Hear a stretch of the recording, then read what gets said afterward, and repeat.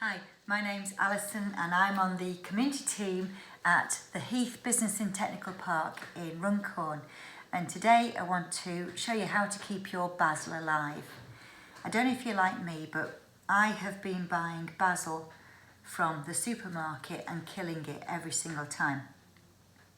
A good friend of mine told me that basil is lovely with tomatoes or in stews. It doesn't like being watered from above. It much prefers to be watered from the bottom and to take up what it needs from underneath. So I have scrapped the little dish. I've put it in a dish of water. I never water it from above, and put some little kebabby sticks there around to make a little bit of a cage, and it seems to be working. So then I got a bit cocky really, and I thought, oh, I know, I'll take some cuttings, and it's easy. So I took,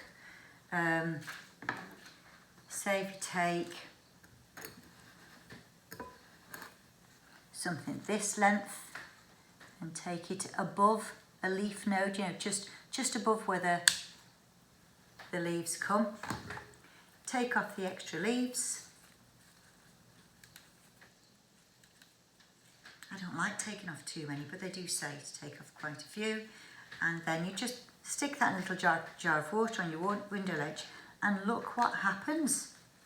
That is 2 to 3 weeks of absolute neglect. How good is that?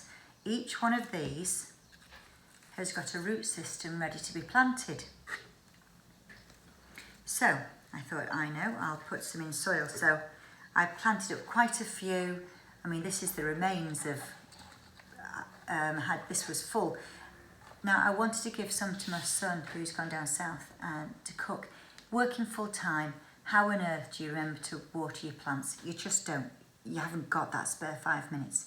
But what if a plant could water itself? Now that sounds like a bit of an idea. So I did a bit of research and thought we could make plant waterers. This one isn't brilliant because actually the top part isn't quite big enough. It spills soil all over everywhere. But I'll show you how to make one of those. Now I've made a few of them. So I made one of these for my son Sam, whoopsie daisy, and that's now on his window ledge at home. And the idea is it works on capillary action. Now capillary action is that soaking up, and I know all about capillary action because being very short, I always have to shorten my trousers, and if I don't do it right, then they drape in the puddles and my trousers can be soaked from the hem right up to my knees. So I know capillary action works, and that's what there is here. It's just a scrap of, this is felt. You could maybe cut down an old woolen jumper or whatever, but it's a scrap of felt. And it doesn't just go into the bottle, it goes right up into where the roots would be, and the water travels upwards and is delivered to where it needs to be delivered. So how do we make one of those? Okay, here's how not to do it. If you use one of those bottles, you might just be tempted to think, right, I'll cut off the top and I'll put it in. Well, think of this. When the upper part is cut off and turned over and goes into the lower part, you've got to make sure that it's not too skinny to drop into it. Now look where this bottle comes. It only gets wide enough down to about there. Well, that's too far down, because then this part is longer than the base it would go into.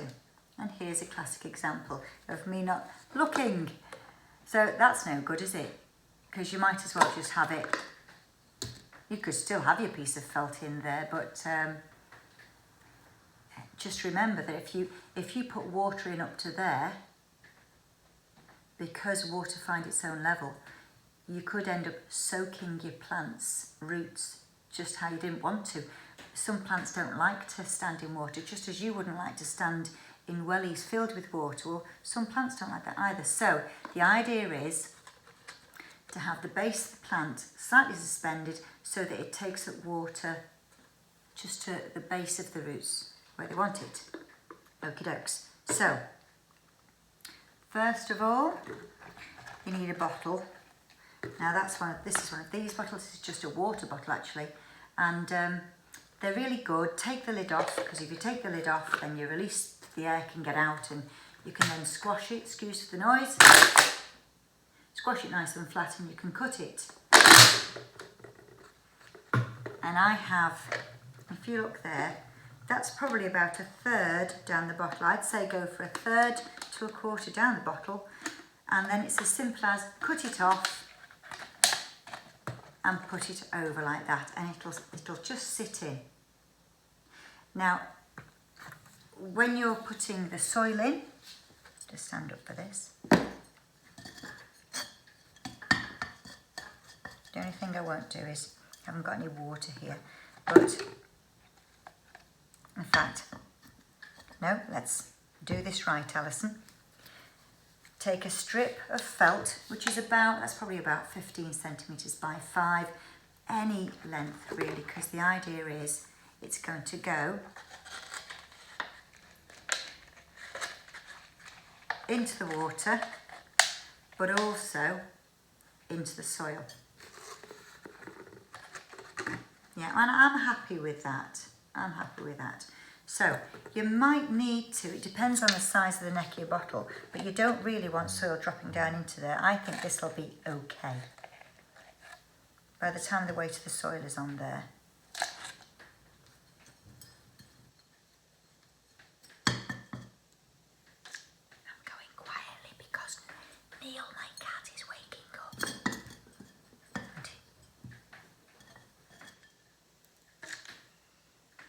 Oh, do you know what? Let's just get hold of this.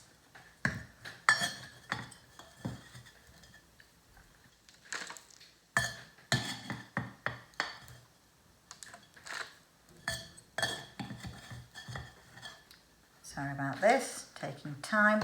And then, just need my little dibber to make a hole. What you don't want to do is crush the roots in, because they're little tubey stems, they don't want to be crushed. Now, it wouldn't matter whether I used one that had come straight from the water or straight from the soil. I'm just going to tidy up this. There we go. Pop them in. I put compost in here actually, because usually there's goodness in compost.